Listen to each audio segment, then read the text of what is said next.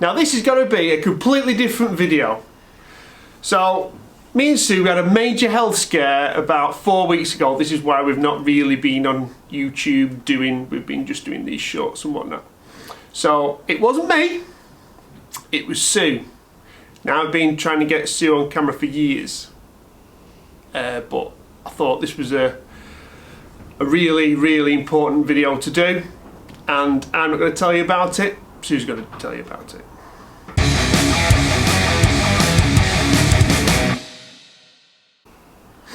So it's took me ages to get you on camera. I know, apologies for the Kate Bush hairdo, but yeah. It's lovely, it's taking up 2/3 of the screen. I know, I'm sorry. So it's about 3 weeks ago. About 3 weeks ago. Sorry, I'm not used to looking in the camera, so excuse me for like looking away all the time because I'm a bit. Anyway, yeah. So about 3 weeks ago now, whilst shopping in the range, I had basically a suspected heart attack.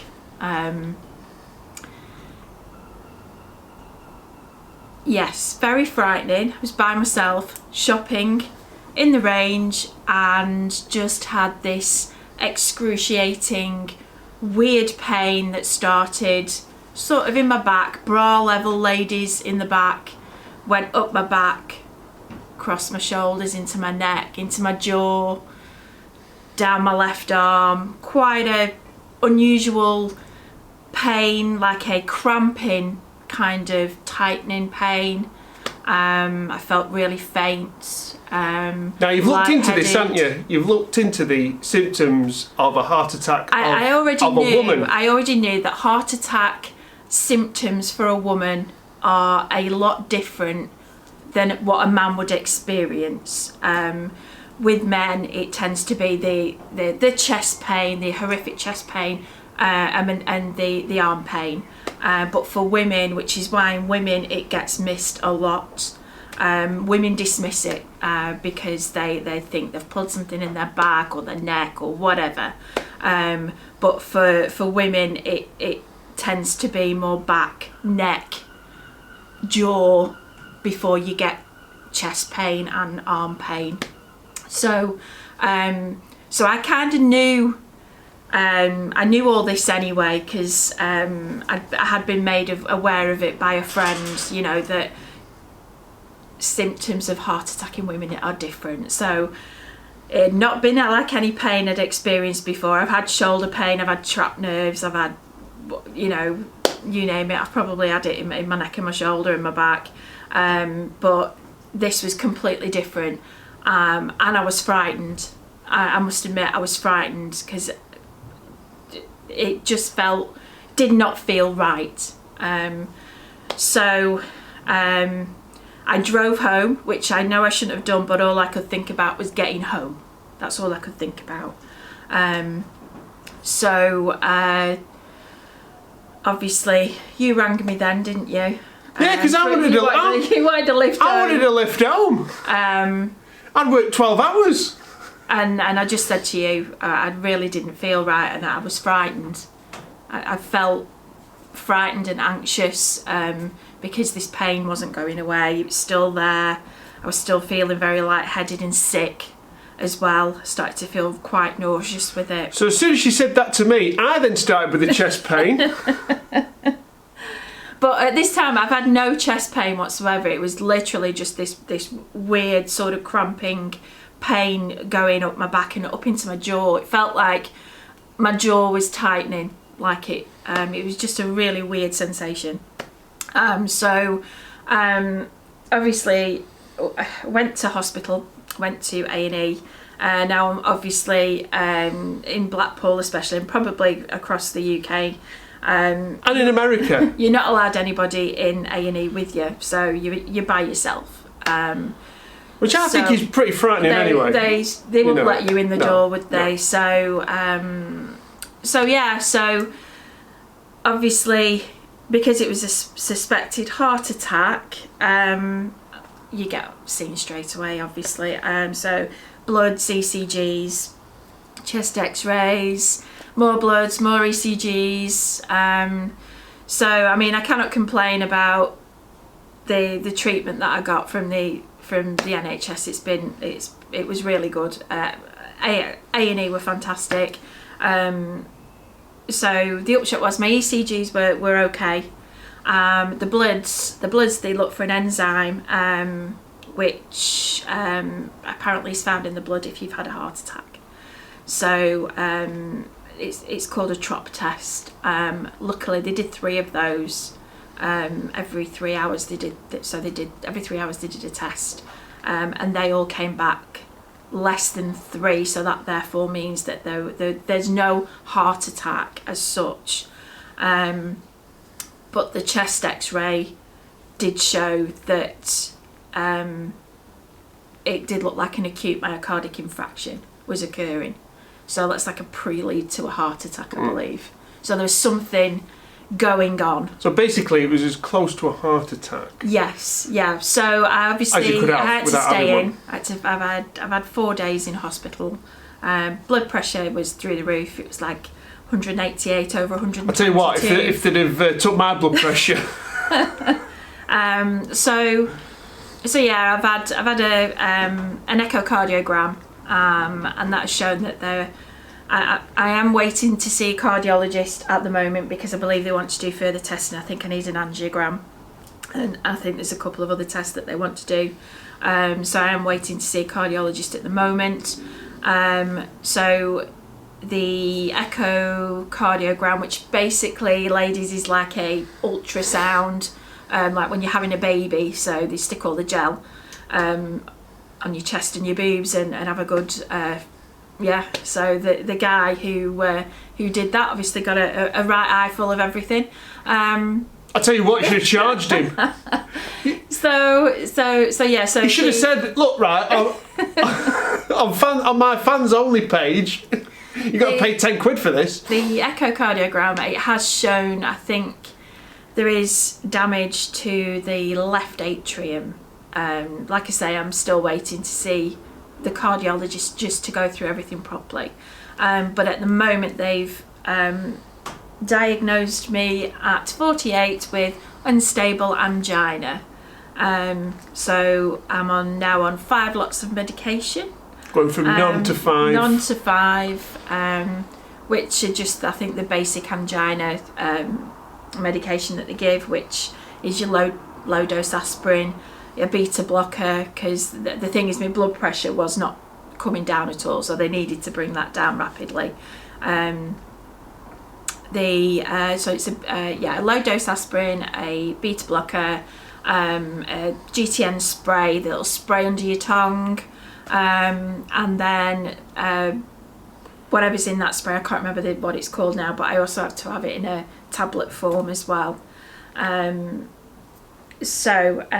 believe my cholesterol levels were, well, one doctor said they were very high, and then another doctor said they were slightly elevated. So I don't know whether they are. Some of these parameters for. I don't know how high it was. I need to find that out. But I'm also on a statin at the moment. Obviously, that medication can change once I've seen the cardiologist. But I just wanted, ladies, and I mean, I am overweight. I don't smoke. We don't drink to excess at all. No. But the biggest factor for me was the fact that my grandmother passed away in her early 50s of a heart attack. She had coronary heart disease. So it kind of rang massive red flags to, that's what they were more worried about, because it's hereditary. It can be hereditary. So that's the main thing that they were more concerned about, was the fact that it was my maternal grandmother which passed away. So that, I think that's why they wanted just to make sure that everything was okay. So yes, it's been yeah, but I have been under a lot of stress, and I do think it's possibly the stress. Working long hours, like 50, 60 hour weeks, not eating properly at all, not eating properly. No. Definitely not getting much sleep either, because you're out the door really early. Yeah, so I'm awake with you and then I go to work and I'm coming back late. Yeah. So yeah, there's just so just be careful of the warning signs. Especially if you're ladies, of a certain age. Yeah, I don't like to say mature. I do think as well, like, and I have obviously because I've been obviously off work because it's you've got to rest. I've got to rest. I've got to basically start looking after myself. Look for what my triggers are, because it's unstable angina. The pain can happen at any time, so it's even at rest or if you're lying in bed now, whereas angina is usually brought on by stress or exercise or the cold. At the moment I've only had to use the spray once. I think that was more of a panic attack. I think I felt anxious. I was driving and I felt really anxious, and I don't know why, and then I could feel this pain kind of start again. Again, I've had nothing in my chest at all, and I've spoken to the doctor about this, and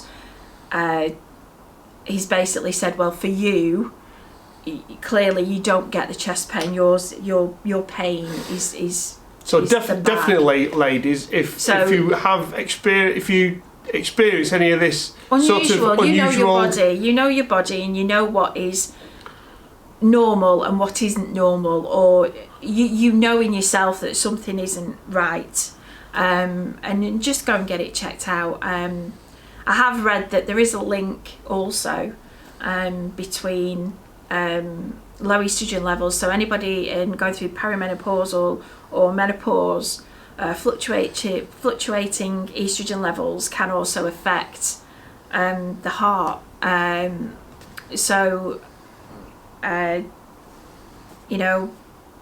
It's ladies of a certain age, I think, but I've joined like this chat forum on the British Heart Foundation website, and what's really shocked me is the amount of people between the ages of sort of 40 and 55 that are having heart attacks.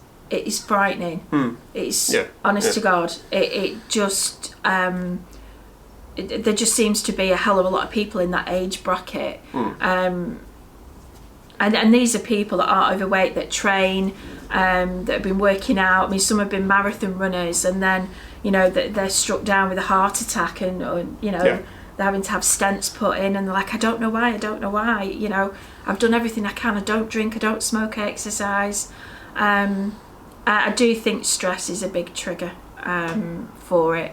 Without a doubt. And I think the last 18 months, 2 years, with everything that's gone on in the world, I think that is another factor. But I just wanted ladies really to be made aware that it's not a heart attack is not just chest pain. It's not just that. The pain can be, anywhere from the back, the shoulders, the neck, the jaw. So that's all I wanted. And my take on this is, men, if your wife or your girlfriend is experiencing these sort of symptoms, take them. Even if they don't want to go, take them to A&E and get it checked out as quickly as possible. Because you don't want to lose your loved one. Because the one thing that I was so happy about was when she was then back home, laid in bed with me, snoring her ass off. I've never ever been so glad to hear her snore as that. So, on that note, don't forget to like, really? subscribe, can you like this video? Share. Share it. Definitely share it. Like I say, to be at 48. You'll put a few links on for places that you found. I must admit the British Heart Foundation website is very, very informative. And also, like I say, there's like a forum, like chat room kind of place where you know, you've got people who are experiencing everything that you are, so sometimes it's just nice to talk to other people about it. So that's been really, really good. So yeah. So we'll keep you up to date on how Sue goes on. We'll catch you next time. We'll catch you next time. Bye.